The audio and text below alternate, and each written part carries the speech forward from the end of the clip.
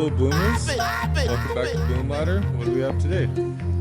Well, we're doing some more microbiome transplantation, but today we're showing you kind of how to apply it. The best and easiest practices to get started without doing some traveling or anything crazy like that. What do we got here? That is soil that's always kept moist because of that right there, my hose bib. My hose bib is always leaking, and so that soil is always moist. And that is exactly the best type of soil we're looking for when we're looking for soil to use in microbiome transplantation, which is what this is about. We take a little scoop of that soil, a little trowelful, we put it in our aerobic and anaerobic compost tea, and it turns out great. It really turbocharges it. It seeds all the microorganisms, bacteria, all the little, critters that were nematodes and such. Okay. Here's a second spot, right here. There's some flowers we will water. Here's a container plant, gets watered often. These rocks trap moisture. The soil right down in there is great soil. Notice there's chicken manure feeding the area. The more microbially active the soil, the better off your compost tea will be when you seed with it. So that's another spot that we'll use often. How's it going? We're out here at the manure pile. Whoa! It's been composting down for a couple years now. It's really nice stuff. Now this pile right here has some soil next to it. And this soil over here, also a great spot. Why? Well, I water that pile in the summertime to keep it moist. And by watering that pile, we keep the microorganisms healthy around there. So that's really, in a nutshell, think about the places that you keep your microorganisms healthy. Places that you'll constantly kind of water. They're usually places that have plants that you irrigate. Those type of places will tend to have really good microbiome profiles. What do we have over here? Bales of straw. Now bales of straw are another great spot. If you have a bale of straw sitting in a space for a long time, like this one is over here, for over a year, this soil right in here is great soil. Another great source of soil is trees or bushes that have been chopped down and are decomposing, such as this. It's a bunch of horehound and a cherry tree that was growing right here. And this soil right in here will be incredibly microbially active. So all kinds of bacteria and microorganisms that will be breaking down that food. So those are some spots that you can look for when you're looking for places to harvest from around your home. Now, the last one I'm going to show you is our little rose hedge, because you guys get the point. But that's a place that tends to have really good microorganisms. It's partly, I believe, because the rose petals constantly, every year, get replaced. They drop down, mulch into the ground. All the microbiome kind of feeds on that, all those rose petals. That, I believe, is a very good spot as well. Here we are in the back. Well, that rose right there, this rose right here, this area, this tree, all this vegetation right here, these roses, I'll show you exactly how much I take and dump in the aerobic and anaerobic teas. All right.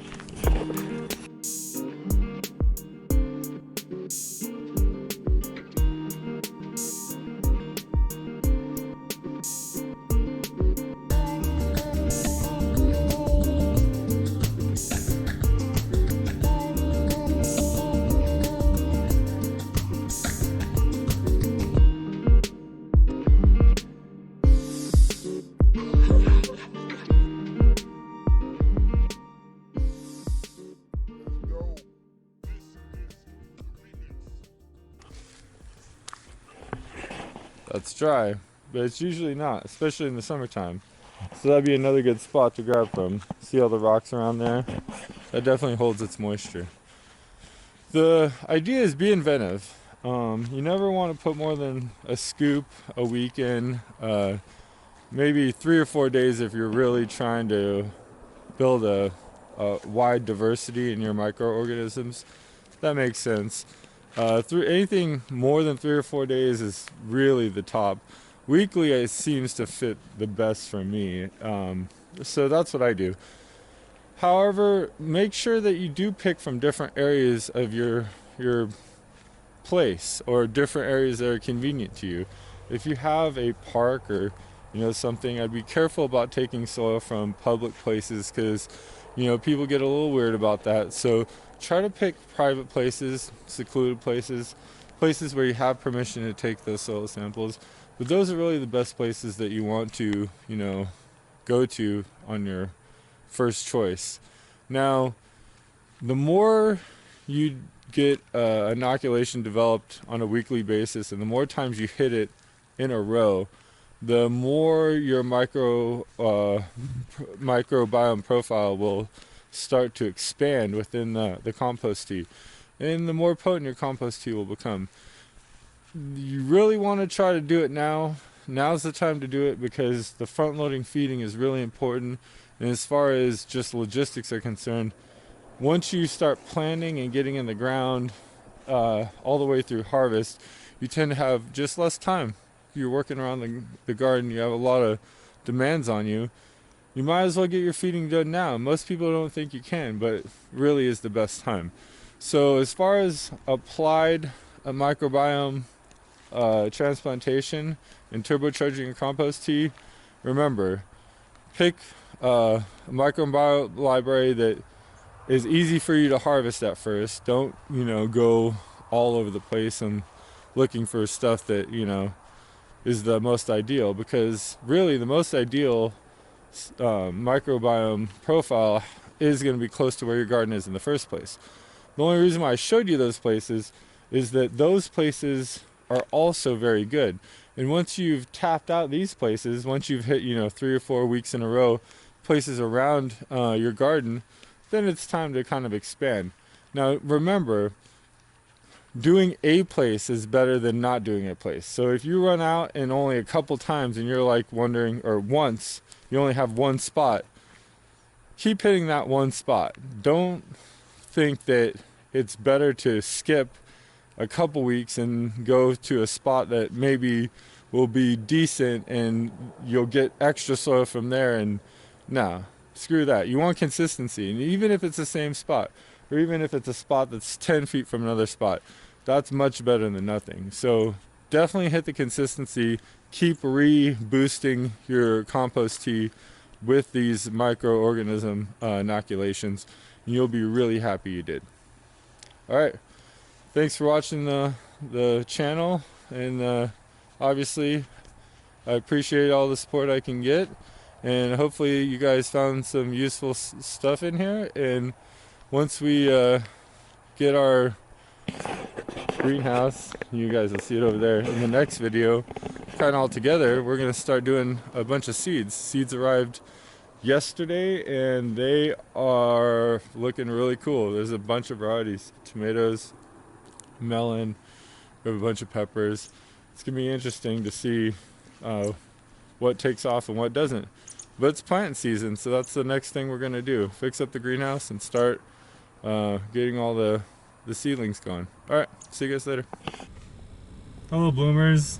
Want to give a bit of an update video on the hemp process that we've been going through as far as permits, background checks, and all that.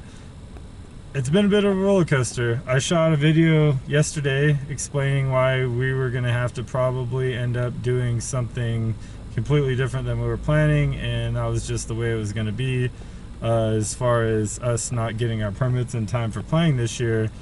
And I read this stuff online about how you have to get an FBI check, which we were doing, but it takes on average 12 to 16 weeks. And I was like, wow, that's much longer than I was anticipating. I was worried about all the stuff that they were having happen to them, as far as nationally speaking, and I was kind of starting to get worried. And I was talking with my brother. I was thinking we're gonna have to kind of change everything up, and I called him up after I shot the video and everything, and he's like, well, Actually, I just got the permit back in the mail 2 days ago. I was meaning to give you a call. I'm like, wow, you know what? Amazing news! We're going to be able to actually get our state permits going after the background check came, and now instead of, you know, looking at maybe not planting this year, it looks like we're gonna not only get to plant this year, but have a reasonable time cushion to be able to, you know, get a good start on things.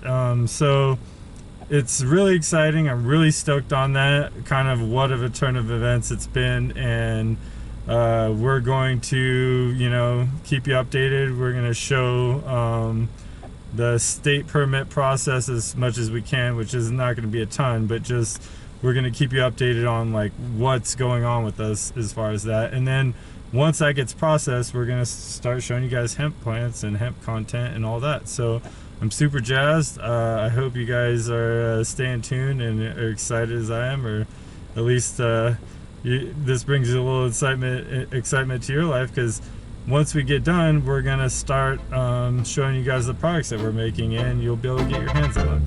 So thanks for stopping by the channel and checking out the video. All right, I'll see you guys later. Peace. Avenue down the road to both of you. Did I go Dutch? This is too much with all the money.